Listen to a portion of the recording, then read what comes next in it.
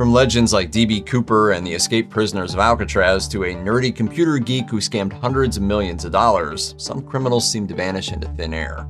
Here's some bad guys who got away with it. On November 24, 1971, a nondescript man in a nondescript suit using the nondescript alias Dan Cooper boards a flight from Oregon to Seattle.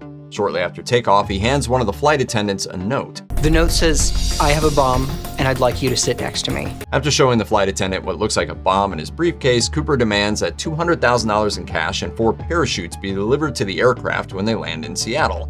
He threatens to blow up the plane if there's any funny business. Once in Seattle, Cooper frees the 36 passengers in exchange for the parachutes and a bag full of supposedly unmarked cash. The plane takes off again with orders to fly to Mexico City. Cooper also asks that they keep the landing gear down and fly below 10,000 feet. He wants them to be going super slow and super low. Partway through the flight, Cooper opens the door, lowers the rear air stair, and jumps out.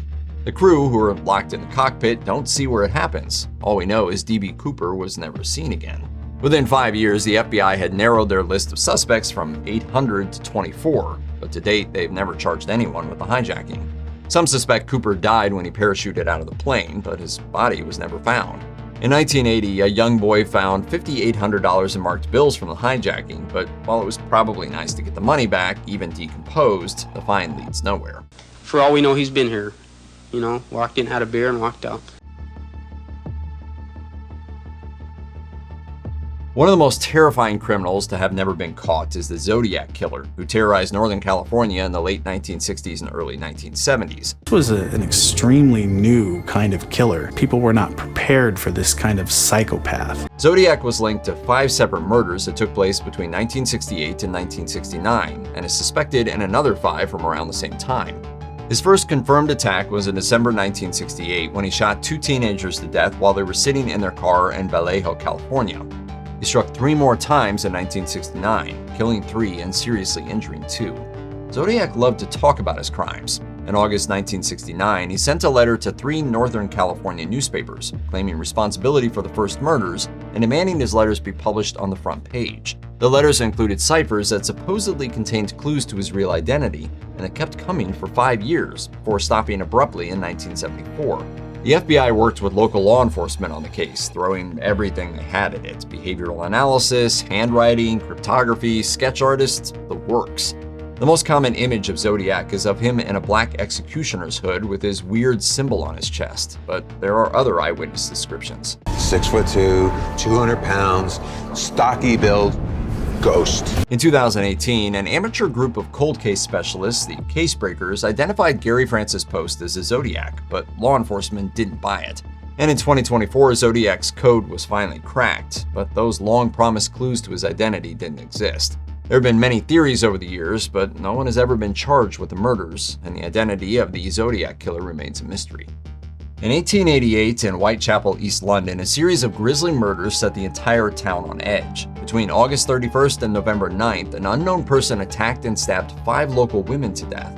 All 5 victims had struggled with alcohol and were either widowed or separated from their husbands at the time of their murders. Some of the stab marks were so deep it looked like the killer was trying to behead his victims. And there's the matter that all 5 women had their abdomens mutilated and were left for dead on the street. The victims all lived within a few hundred yards of each other. Like the Zodiac Killer, Jack the Ripper sent taunting letters to authorities describing the murders. The nickname Jack the Ripper came from one of these letters, which the press published immediately. According to the BBC, there's now serious speculation about the authenticity of the Ripper letters. Some think they may have been created by the newspaper to sell more copies. More than 300 people were placed under investigation, and 80 of them were brought in for questioning. Suspects included everyone from a local midwife to Queen Victoria's grandson, but still, well over 100 years later, we're no closer to definitively identifying Jack the Ripper than they were in the 19th century. In fact, we may be even further away as DNA analysis tosses more suspects into the pool. One of the most bizarre criminals to have escaped capture is the infamous Hungarian serial killer Bela Kiss. Kiss lived in the early 20th century in the small village of Sinkota near Budapest. According to Charlotte Grieg in Evil Serial Killers and the Minds of Monsters, Kiss shared a house with his elderly housekeeper, although he frequently had female guests over for company. In 1914, Kiss joined the Hungarian army and went off to fight World War I, and that's when his crimes were discovered. When the army came to his house looking for gasoline, they found a bunch of promising-looking barrels on his property. But when they opened them up, they discovered, to their horror, the bodies of dead women. There were 7 barrels, each one containing a single body and preserved in alcohol, as if you were trying to pickle them. And to make matters creepier, if that's possible, the blood was drained from the bodies via 2 tiny holes in the neck. Authorities later discovered that Kiss had lured the women to his house by placing ads in the local paper seeking a wife, or sometimes looking for a fortune teller. Perhaps the latter was a test. If they showed up, it meant they couldn't see the future Kiss had waiting for them. Kiss faked his own death in 1916 to escape prosecution, and though there were numerous sightings of him over the years, he was never caught. His final whereabouts are unknown, and no one was ever charged with any of the murders. One of the most despicable people in history is the Nazi scientist and doctor Josef Mengele. Mengele spent most of World War II at the Auschwitz concentration camp, where he was known as the Angel of Death for his ruthless disregard for human life. While at Auschwitz, Mengele performed barbaric medical experiments on prisoners. He was particularly interested in working with twins and was given absolute permission to injure, maim, and even kill his subjects if he wanted. You have no body, you have nothing. Everything is his. He's the master of you. Among the sadistic ways he tortured prisoners was by experimenting on their eyes and allowing infections like gangrene to progress untreated in order to study them. He dissected the bodies and collected the eyes for research. After the war, U.S. authorities briefly had Mengele in their custody but didn't realize who he was, and he escaped. In 1959, the West German courts issued a warrant for his arrest, but Mengele fled to Paraguay and finally Brazil to escape authorities. He suffered a heart attack or stroke, depending on which source you use, and drowned while swimming in Brazil in 1979 before he could be brought to justice. Frank Matthews was the kingpin of a massive drug empire before he disappeared without a trace in 1973. Matthews, born in Harlem in 1944, had become a major New York City drug dealer by the late 1960s, importing massive quantities of heroin and cocaine from Latin America.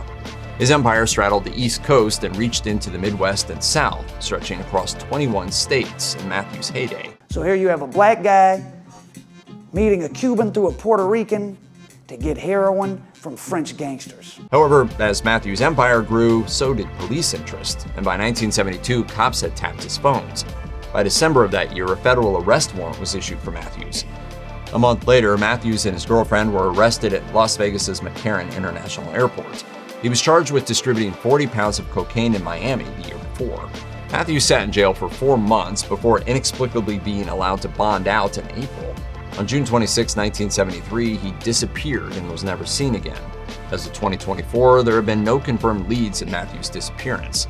He remains among the FBI's most wanted. On September 12, 1983, Victor Gerena got away with one of the biggest, boldest armed robberies in American history.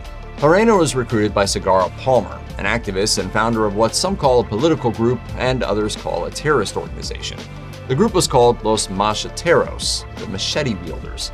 Segarra and his organization planned the heist. How often do you have an inside man in a depot with $10 million? The scheme was for Gerena, an employee of Wells Fargo in West Hartford, Connecticut, to tie up 2 of his co-workers and inject them with sedatives to make them fall asleep. Gerena was then supposed to take over $7 million from the bank, load it into his rented car, and drive away. The plan worked, mostly. Gerena escaped with money, which has never been recovered. The thief had so much money to steal from here that he couldn't even haul it all away.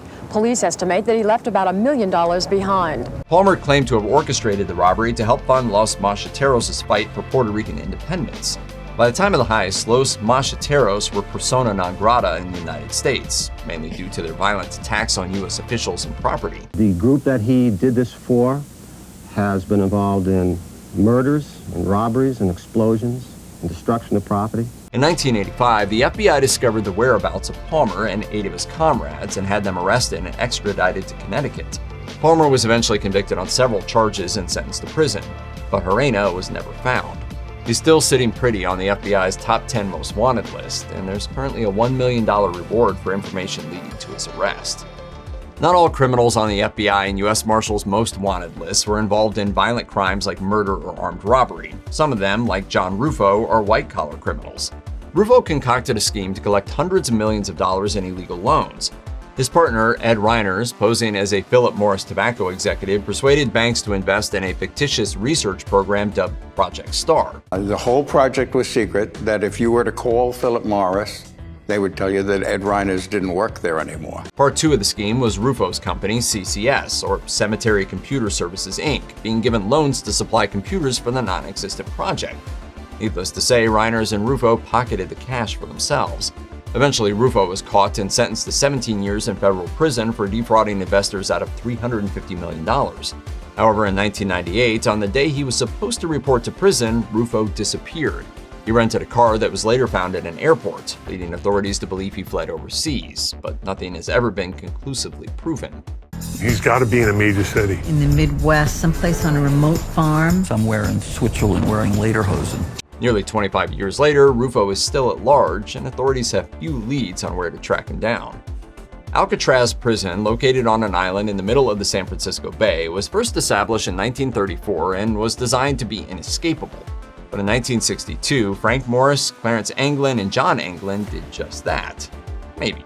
Morris was sent to Alcatraz in 1960, and the Anglin brothers followed a year later. The three devised a plan to trick the night guards using dummies made of plaster and human hair. So he walks over to Frank's cell and he taps him on the head with his nightstick, and Frank's head falls off.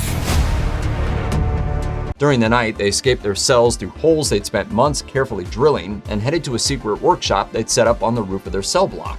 There, they created a makeshift raft out of prison raincoats and attempted to float away from the prison in the dead of the night.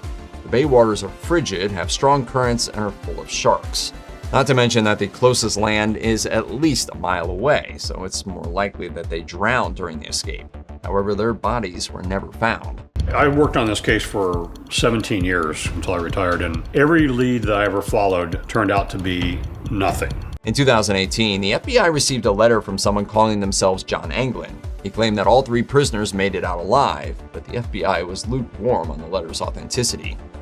Amado Carrillo Fuentes was once one of the biggest and most influential drug kingpins in Latin America. During the 1980s and 90s, Fuentes built a drug empire while running the Juarez cartel from the Mexican state of Sinaloa.